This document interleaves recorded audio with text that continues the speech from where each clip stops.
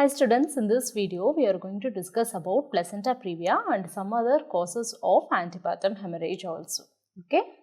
So first we will see what does the term previa means. Okay. So previa generally means going before. Okay. So that means the placenta is going for a previa. That means the placenta is going before, right? So placenta is going before whom? Yes, the fetus. Okay. So suppose if we take the uterus. Okay. So this is the uterus, right? We will take a normal uterus and a case of placenta previa.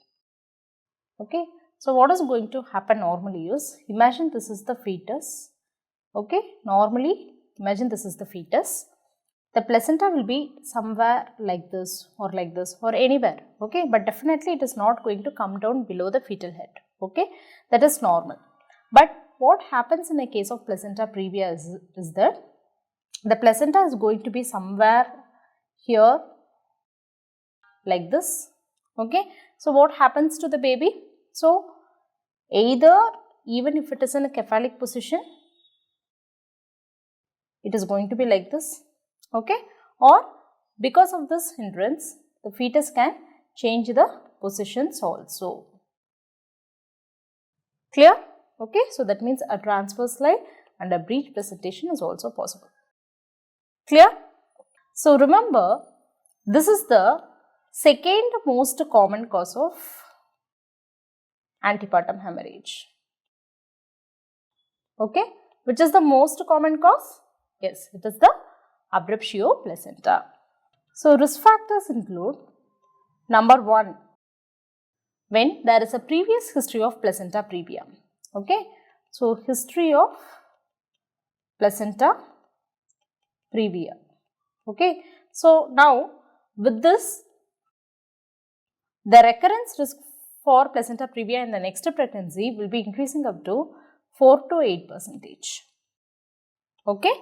Then we will see the risks in the mother, like if she is having an increased maternal age or there is an increased parity. Okay. So that time it will affect, and also in this case of increased maternal age, sometimes the women can go for artificial reproductive techniques also. So usually the pregnancy after ART has also a risk of placenta previa just because she can be associated with increased age. Clear? And then we will see the conditions with the uterus. Okay, that is, there can be Mullerian anomalies, okay, or any scar on the uterus. Okay, any scar on the uterus. Okay, so that can happen in a case of previous cesarean section. Yes, then in a case of myomectomy. Yes, and also it can happen if there was a previous history of hysterotomy. Okay, and even sometimes when there was a prior curettage also. Okay, prior vigorous curettage also. Okay, so that can also result in placenta previa. Clear? And remember, it is also associated with multifetal gestations and also maternal smoking.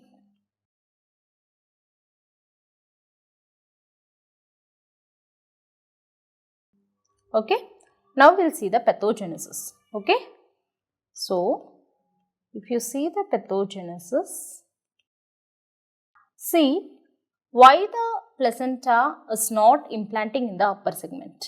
Means there can be suboptimal decidualization or decreased blood supply in the upper uterine segment. That is one possible cause. Okay, so there is suboptimal decidualization that is leading to reduced blood supply in the upper segment. Okay, so this is one cause. Now if you ask me, bleeding occurs because due to uterine contractions, okay, and also we know there is cervical changes that are happening in pregnancy, okay. Any of this can lead to shearing forces on the placenta, okay, especially in the case of placenta previa since it is located in the lower uterine segment, and it can lead to bleeding. And remember, bleeding in this case is also from the intervillous space. So, the bleeding is going to be maternal bleeding only. Clear? Now, we will see the classification. Okay, classification of placenta previa. See, we have a newer classification now. Okay, so in the newer classification, we have two types of placenta previa. Okay, number one, it can be a placenta previa as such. Okay, that means the internal os is covered by the placenta partially or completely. Okay, so this is placenta previa. Clear? And then we can have a low lying placenta. Okay, that means implantation is happening in the lower segment, okay, in the lower uterine segment, but the placental edge, okay, is within 2 centimeters from the cervical os. Okay, but it does not cover the os. Okay, clear? So these are the two types of placenta previa in the newer classification. So if you see the pic, okay, so this is a placenta previa.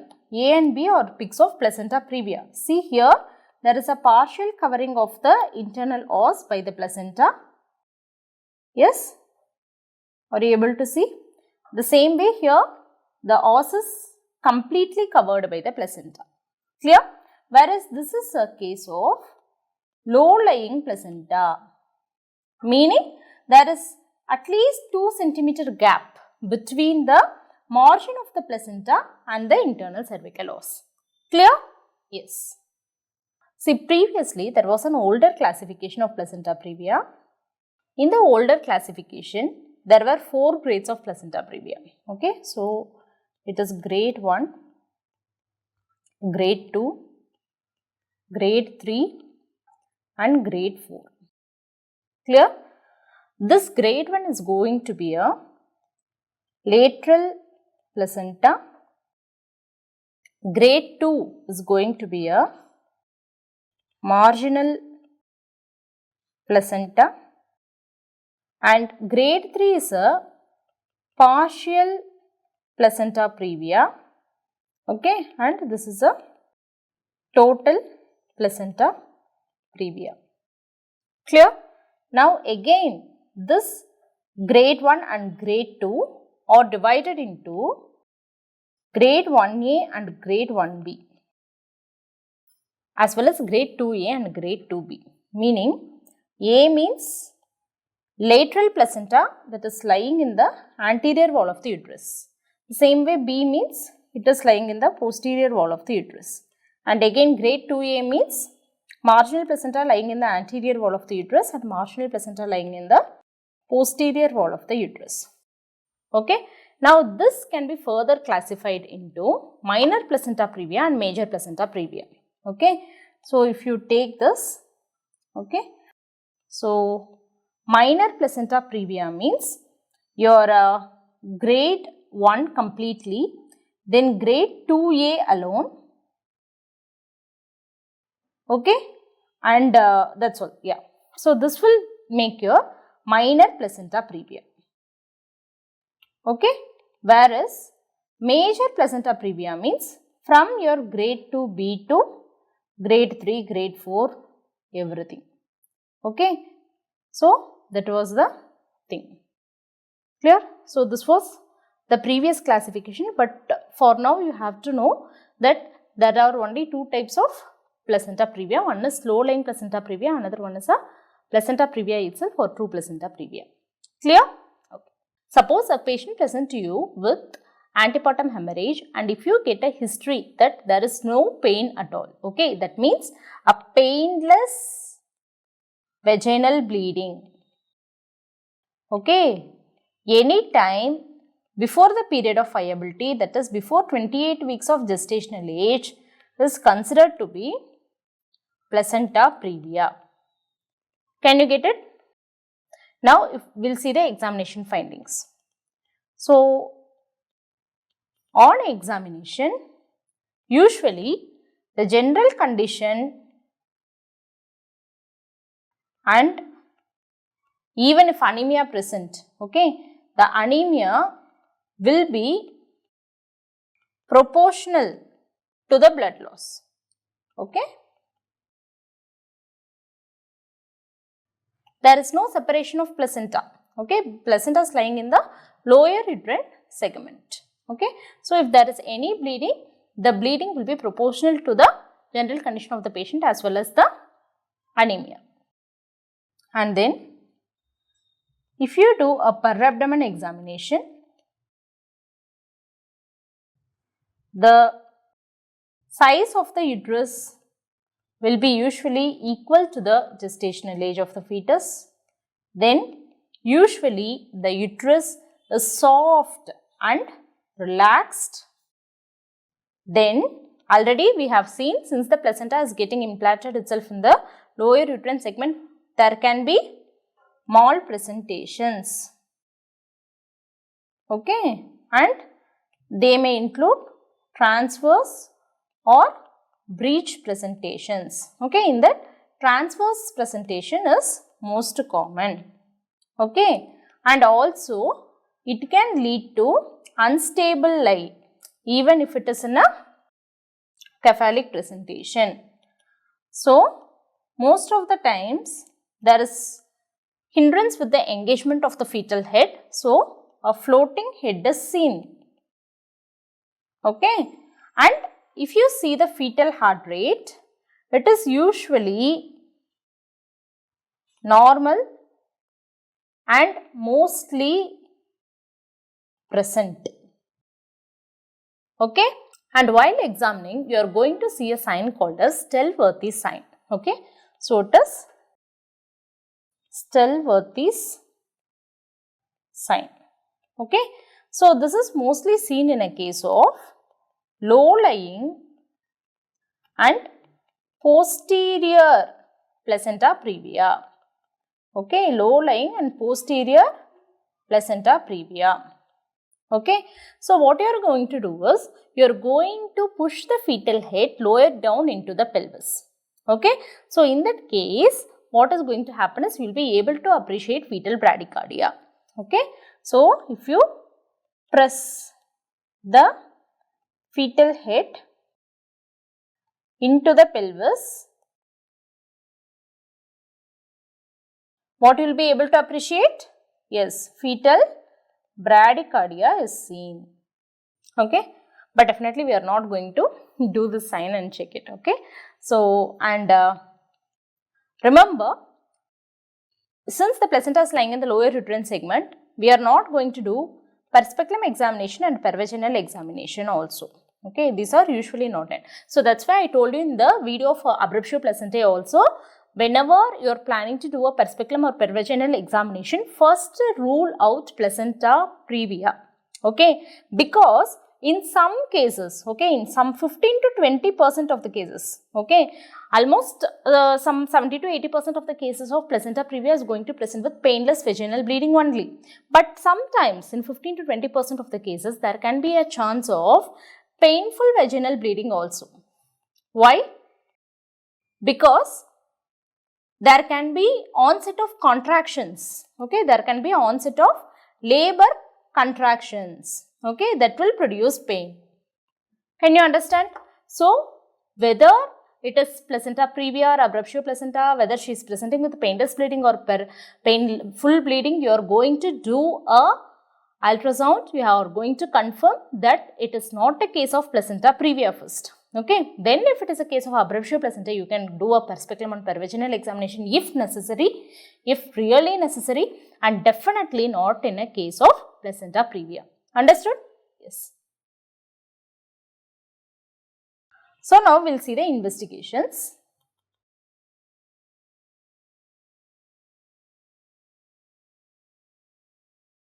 So, first one is ultrasonogram. Okay, usually we will do a transabdominal ultrasound followed by a transvaginal ultrasonogram, and accuracy by ultrasound is 95%, and this should be usually done in the second trimester. Okay, second trimester as a level 2 ultrasound, and usually specifically around 16 weeks of gestational age. Clear? Now, if we do a transabdominal ultrasound,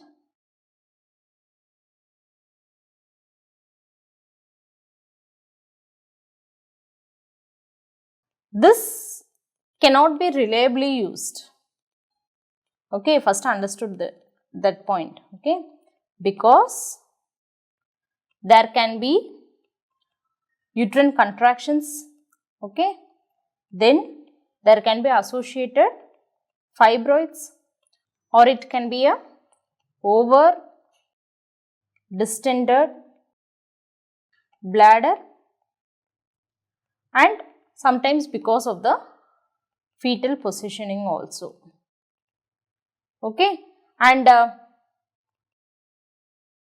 sometimes a low lying placenta can also be missed. Okay, so these are the disadvantages of doing transabdominal ultrasound. Okay, but we can do transvaginal ultrasound. Okay, so this is one of the accurate ways to diagnose placenta previa. Okay, and remember, I have already told you this is used even before the digital examination or perspeculum examination. Okay, now you may ask me, ma'am, you are telling no to digital examination and perspeculum examination. How we can use a TVS probe? Can we? Yes, we can. Because why? Even if you use a TVS probe, the probe will lie minimum 2 to 3 centimeter below the cervix. Clear? So, definitely you can use a transvaginal ultrasound. Clear? And one more additional point is that sometimes a translabral ultrasound can also be used. Okay? So, this can be as accurate as that of TVS, and it can be an alternative to TVS also. Okay, but definitely we are not using this. Okay, now I want to talk something about placental migration. Okay, so what is placental migration? See, placental migration, first I want to make this clear that it is a misnomer that it does not move actually. The placenta does not move actually.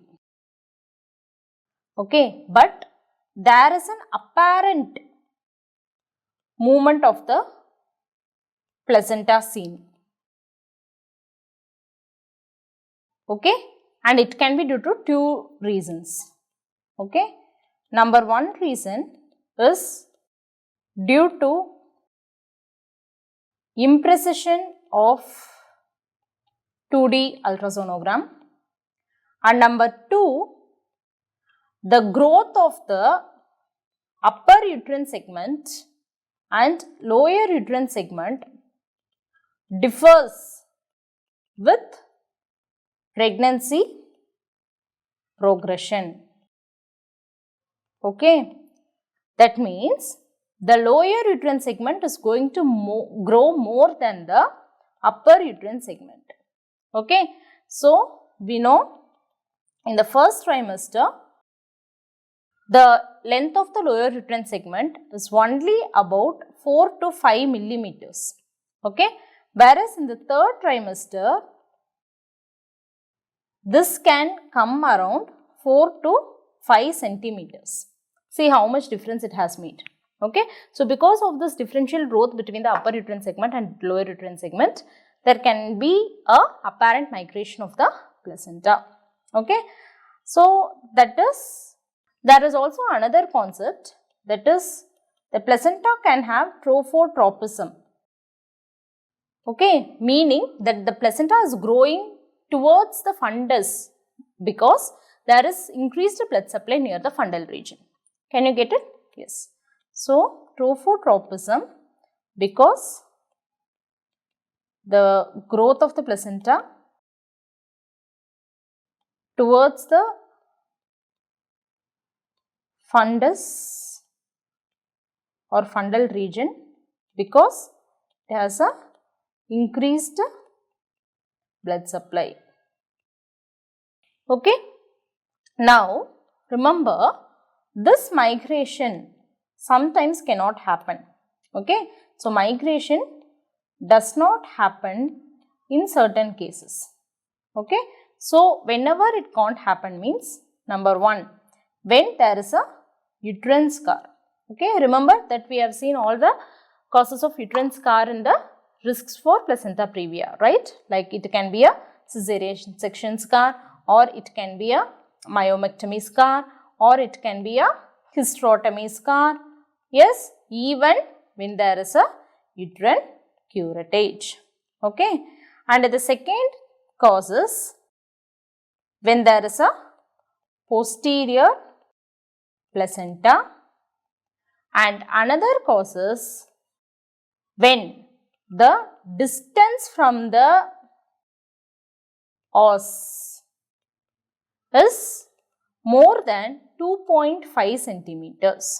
Okay, so these are the conditions in which placental migration is not going to happen. Clear? Now, so what we do is, okay, sometimes this migration will happen, sometimes it cannot happen. So what we are going to do is, I already told you we are doing the first scan for localization of placenta in the second trimester around 16 weeks, right? Now, this should be continued into the third trimester also. Okay, that is, you have to do it at 32 weeks. Okay, and if in doubt, if still in doubt where the placenta is located, you have to do it again in 36 weeks also. Clear? Yes. So, these number of scans should be done if there is a doubt in placental localization. Clear? Now, we will see what are the effects of placenta previa on the mother as well as the fetus. Okay. So, placenta previa. Okay. What are the effects on the mother? To the mother, already I have said, there can be bleeding. So, it can result in hemorrhage, that is antepartum hemorrhage, that can result in hypovolemic shock. Yes. And because of the bleeding, the uterine contractions can happen and there can be chances of preterm labor or premature rupture of membranes. Okay. And remember, since placenta previa is occurring in a case where there is suboptimal deserialization and in cases where there is uterine scar, this is usually associated with the placenta accreta spectrum also. Okay, so associated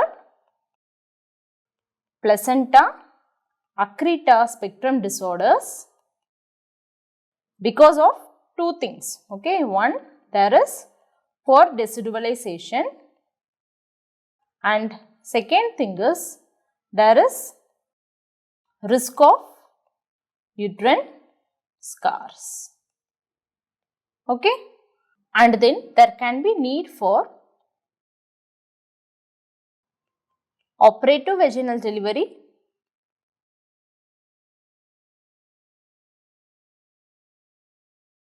or cesarean section. Okay, that can be, and there is a high risk for maternal mortality also. Clear? Now, what are the risks to the fetus? Okay, for the fetus, if we take number one, already we have seen there can be malpresentations. Okay, and the transverse presentation is more commonly associated with placenta previa, followed by the breech presentations. There can be unstable lie, and because there is a chance that it can go for preterm labor, there is a chance of prematurity also. Okay, especially if the bleeding is going to happen less than or equal to 34 weeks. Okay, and because of this, there can be umbilical cord compression and prolapse. Okay, there can be umbilical cord compression. Okay, and that can lead to perinatal hypoxia, asphyxia, and even mortality in the perinatal period. Clear?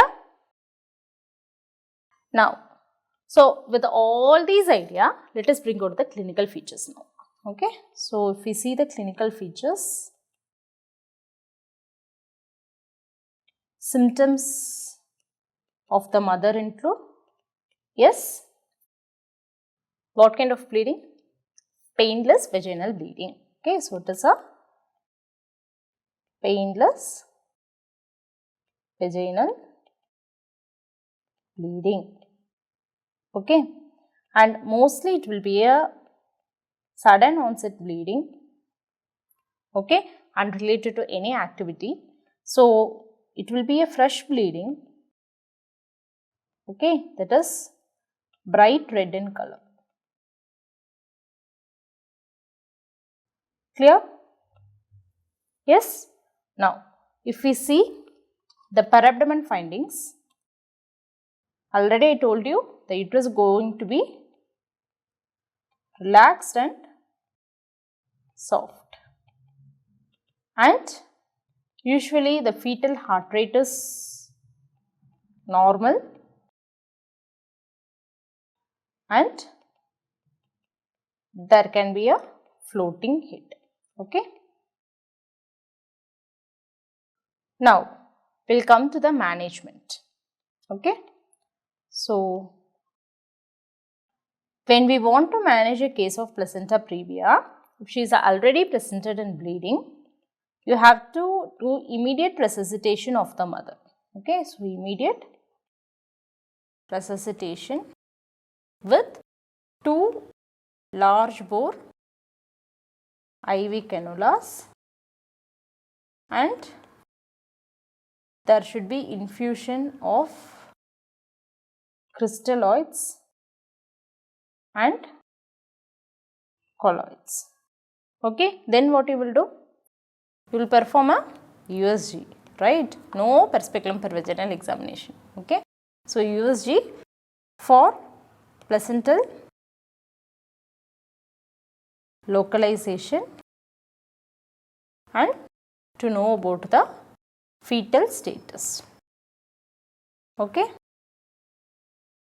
so suppose if you are diagnosing the placenta previa in the second trimester, okay, counsel the woman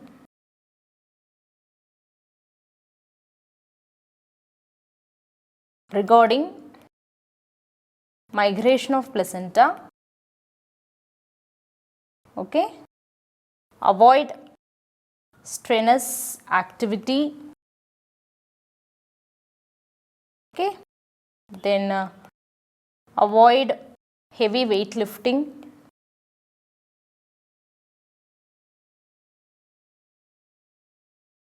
avoid coitus, because most of the cases of placenta previa will be presenting after coitus, okay, and then you have to also advise to avoid long duration of traveling.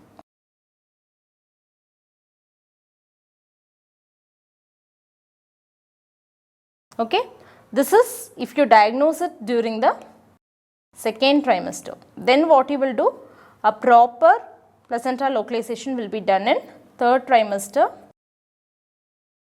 at 32 and 36 weeks. Okay, suppose if there is no change even after 36 weeks, then we have to plan the mode of delivery. Okay, see, delivery should be done usually around 37 weeks. Okay, in a case of true placenta previa, you can go for cesarean section, and in a case of low lying placenta, okay, suppose if the placenta is within 1 centimeter of the os, you will do a cesarean section. Okay, suppose if the placenta lies from 1 to 2 centimeter of the os, okay, then you can give a trial vaginal delivery. Remember, while doing cesarean section also, you have to give a vertical uterine incision. Okay, especially when there is a anterior placenta previa. Clear? And also sometimes soon after the removal of the placenta previa, there can be increased bleeding after removal of the placenta, and this should be controlled by uterine compression or uterotonics, or if needed, uterine compression sutures should also be given. Okay. Suppose if it is associated with the case of placenta accreta spectrum, there can be a need of cesarean hysterectomy. Clear? Okay. Now, this is how the actual management of placenta previa goes. But they can also do a expectant management in a case of placenta previa. Okay.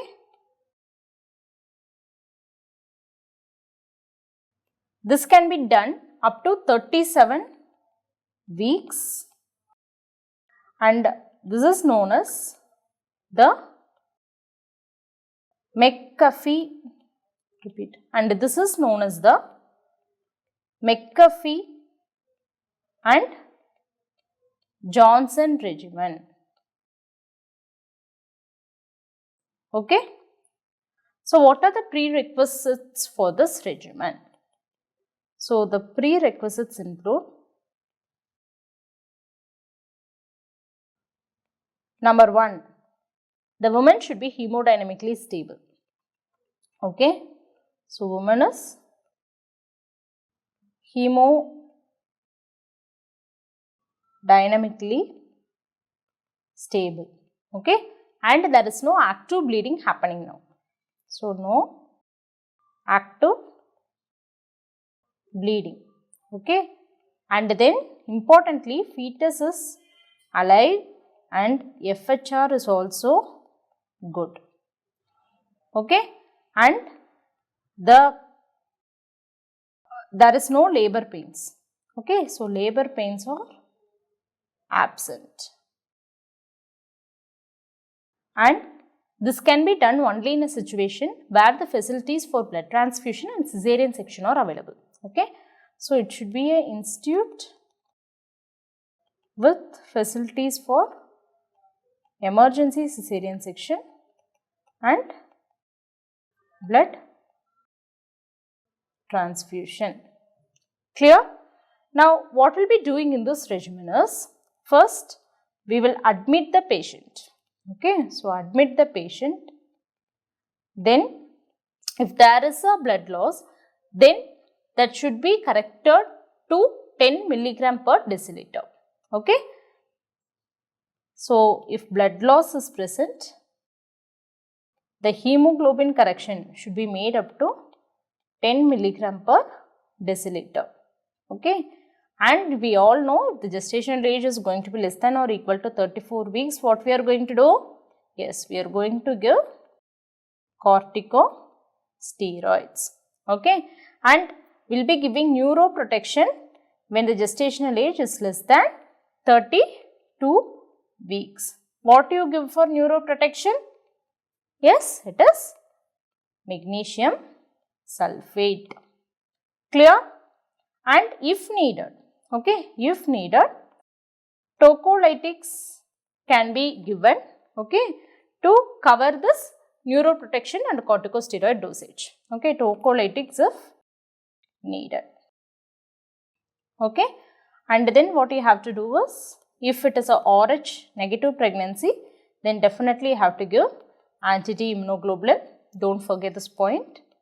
Okay, then over her hospital stay, you will be doing a serial ultrasonogram for placental position.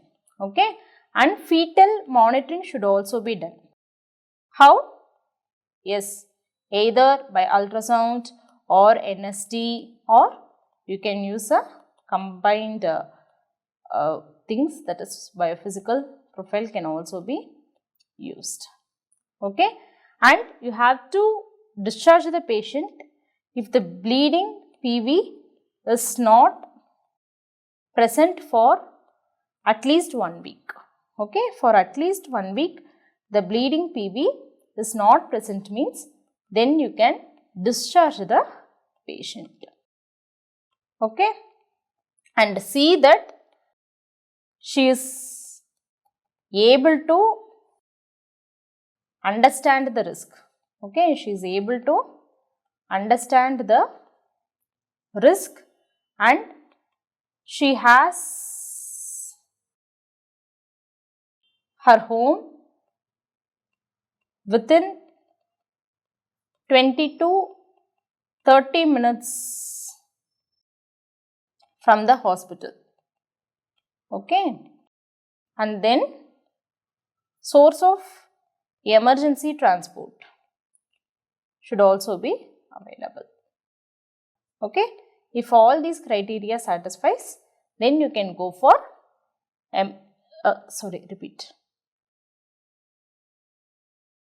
If all these criteria satisfies, then you can go for discharge of the patient. Okay, so this is all about expected management in a case of placenta previa.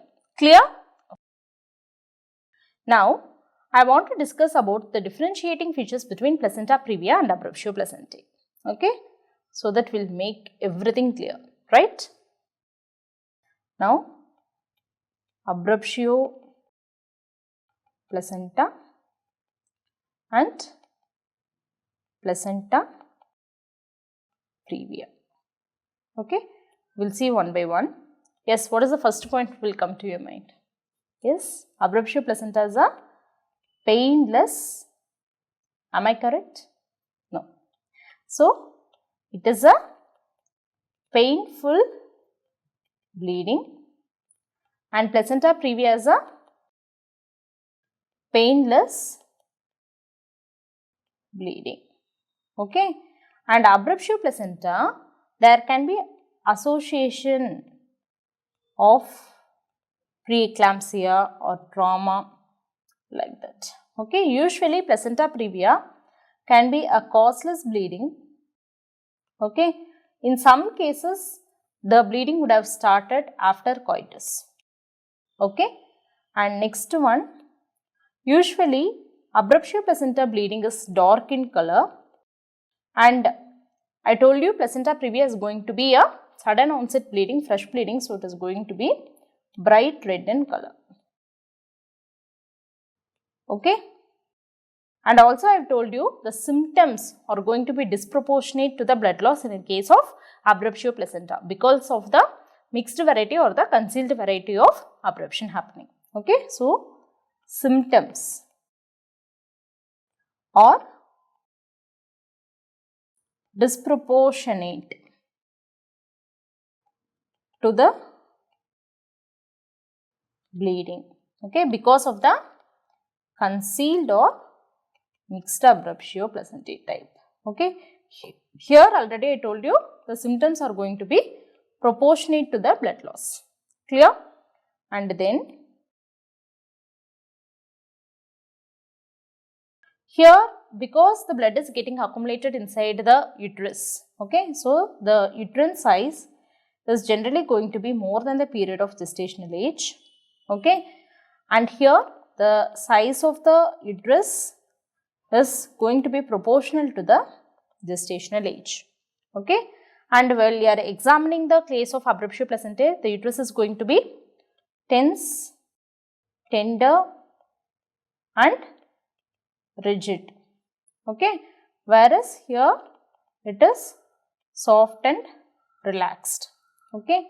And the fetal condition, if you see, so generally fetal presentation is not changed in a case of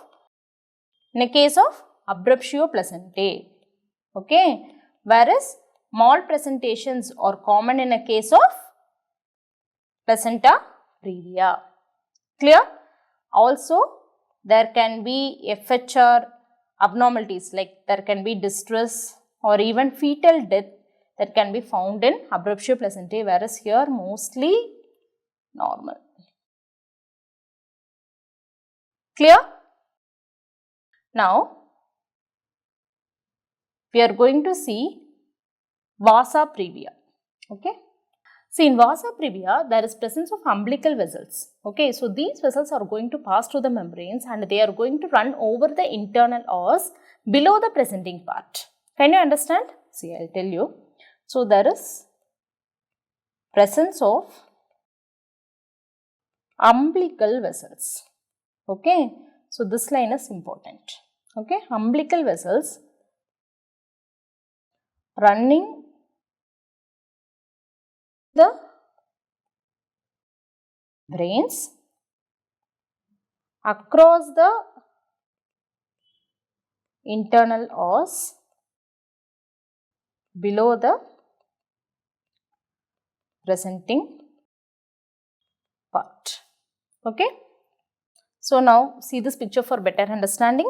See, you are able to see these are the umbilical vessels. Okay. So, the umbilical cord covering has gone, right.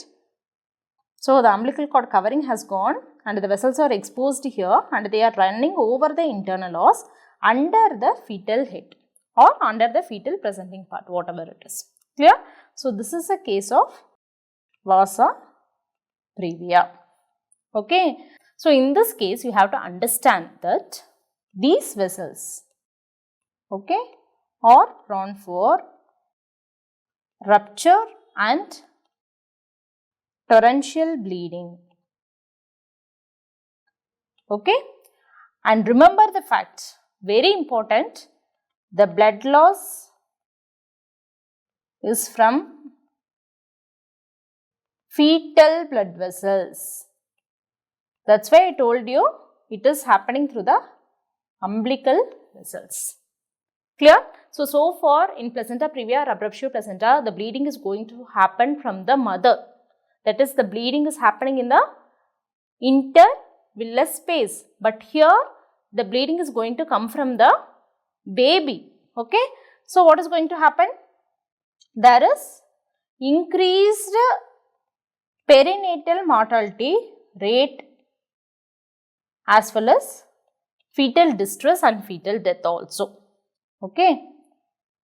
Next is there is a difficulty in diagnosing this condition antenatally. Okay.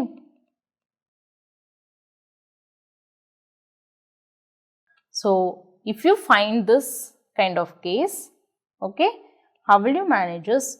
You have to do a emergency cesarean section if you are able to diagnose it antenatally, or otherwise if you are doing it only during delivery means, okay, resuscitation should be done immediately after birth. Clear? I told you there are some unexplained causes of antepartum hemorrhage. Okay. So, if that's so, first point is we have to rule out placenta previa or abruptio placentae. Okay. Then you can do a perspeculum if bleeding PV has already stopped, even a pervaginal examination. And what are the some suggested causes for unexplained bleeding means? There can be either a exaggerated show, okay, or there can be any tumors or infections. Okay. In this case, you are going to deliver the baby after 37 weeks. Clear? So, I hope you are done with the topic of antepartum hemorrhage. So, until we meet in the next video, take care, happy learning and bye-bye.